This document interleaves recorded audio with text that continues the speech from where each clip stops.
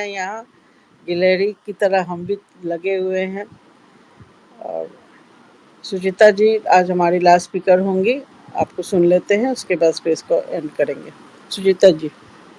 बहुत बहुत आभार लक्ष्मी दीदी, मातृशक्ति दीदी और सुजाता दीदी और मेरे स्पेस के माध्यम से जुड़े मेरे सारे बड़े भाई बहन, आप सबको मेरा प्रणाम। जय श्री राम, हर हर महादेव।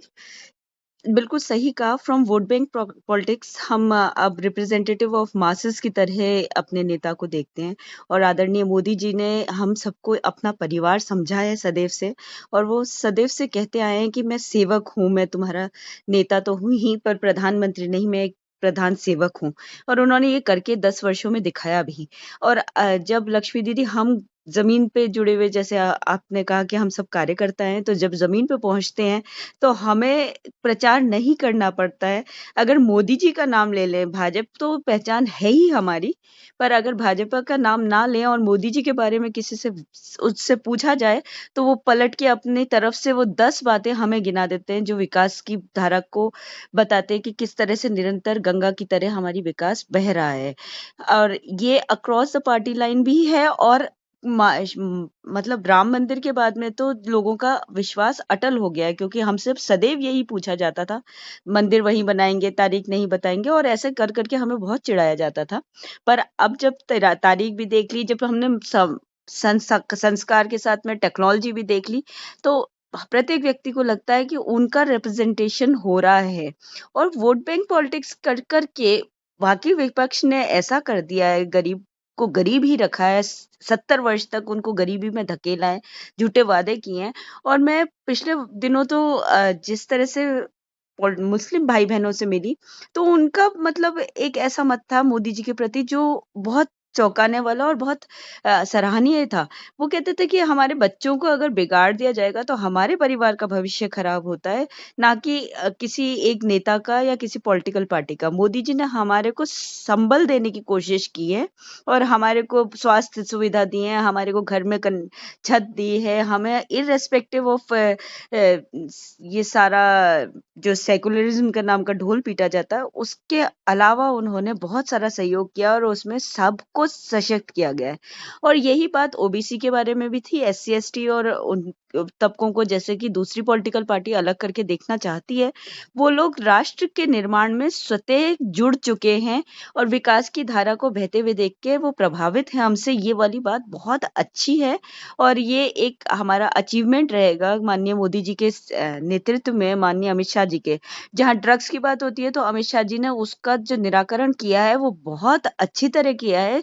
जब्त किया जाता था तो वो वापस लौट के वही सिस्टम्स के थ्रू लीक होके आता था। अब उसको जब जलाया जाता है तो वहीं खत्म हो जाता है। और ये तो हमारा सनातन धर्म भी कहता है कि हम नशे से मुक्त करें अपने समाज को। जब मोदी जी जीव जंतुओं की बात सोचते हैं तो वो गौ की बात भी सोच लेते हैं, वो दूसरे खुरपका की बात भी सोच लेते हैं, वो यहाँ तक सोच लेते हैं कि एक चिड़िया को जल चाहिए और हमको गर्मी में जल चलना। प्रत्येक छोटा-छोटा बच्चा भी आज जल की पनेड़ी बाँध रहा है क्योंकि गर्मियाँ आ गई हैं, क्योंकि मोदी जी ने कहा था, और कुछ बच्चे तो मोदी दादा कहते हैं उन्हें। दादाजी ने कहा था इसलिए हम ये करेंगे। इस तरह के जो सोशल चेंज मोदी जी ने लाके दिया है, वो एक पॉलिटिक्स नहीं, ये एक ज़माने में शास्त्री जी के ज़माने में लोग जुड़े थे उनसे, जब उन्होंने कहा था कि हमारे अनाज की कमी है, तो आप सोमवार का व्रत रखा कीजिए। और लोगों ने, बहुतों ने सोमवार का व्रत रखना शुरू किया था और माननीय शास्त्री जी ने एक ऐसा उदाहरण तय किया कि जब प्राइम मिनिस्टर और प्रेसिडेंट से भी कनेक्ट होता था लोगों का, पर उनको उतना सम्मान उस पार्टी ने दिया नहीं। और ये इसका तो अतीत में तो जाना बहुत अच्छा नहीं होगा, बहुत समय भी नहीं। आप लोग बहुत देर से मैं बहुत देरी से भी जुड़ी हूँ और बहुत देरी आप अब हो भी रही है। पर जो भी है, जल मिलेगा तो सबको मिलेगा, कनेक्शन मिलेगा तो सबको मिलेगा, स्वास्थ्य की सेवा मिलेगी तो सबको मिलेगी, डिजिटलाइजेशन होगा तो सबको मिलेगा, डिजिटल पेमेंट से अकाउंट्स में पैसा आएगा तो सारे लोगों को मिल रहा है। कोई वोट बैंक नहीं है, कोई पैचेज़ नहीं है, कोई हिंदुस्तान का नॉर्थ इंडिया और साउथ इंडिया अलग नहीं है, ईस्ट इंडिया, वेस्ट इंडिया अलग नहीं है। कटक से कन्याकुमारी तक हम एक हैं, गुजरात से हम उड़ीसा तक एक सूत्र में जुड़े हुए हैं और हम एक भाई-बहन की तरह बात कर रहे हैं और मोदी जी हमारे घर के मुखिया की तरह हैं।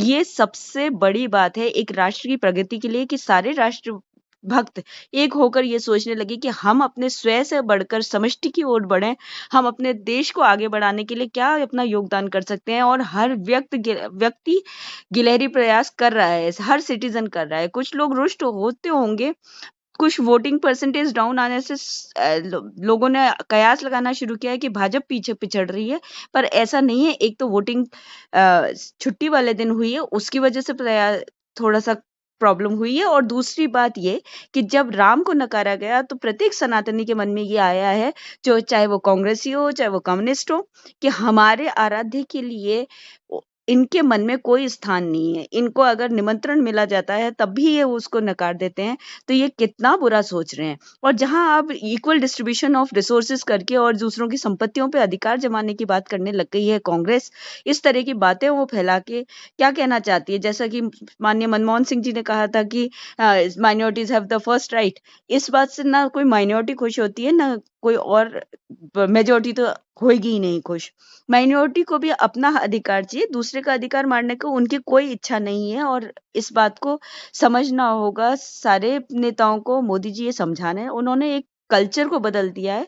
पॉलिटिक्स की कल्चर को बदलना बहुत बड़ा परिवर्तन है। यंगस्टर्स को लगने लग गया कि पॉलिटिक्स नहीं तो ये एक नैरेटिव सेट किया जाता था। कल तहसीन पुलावाला जी भी ये नैरेटिव हमारी स्पेस पे आकर सेट कर रहे थे, सारे नेता चोर हैं, सब पार्टी भ्रष्ट हैं, सब डायनेस्ट हैं, सबके अंदर डेमोक्रेसी नहीं है, जबकि ये सत्य नहीं था, और उनको मुखर रूप से जवाब मिला, और उसके बाद में वो उस स्पेस को भी छोड़कर चले गए। इसी तरह से जनता के बीच में भी जनता उठकर मोदी जी की पैरवी करने लग जाती है।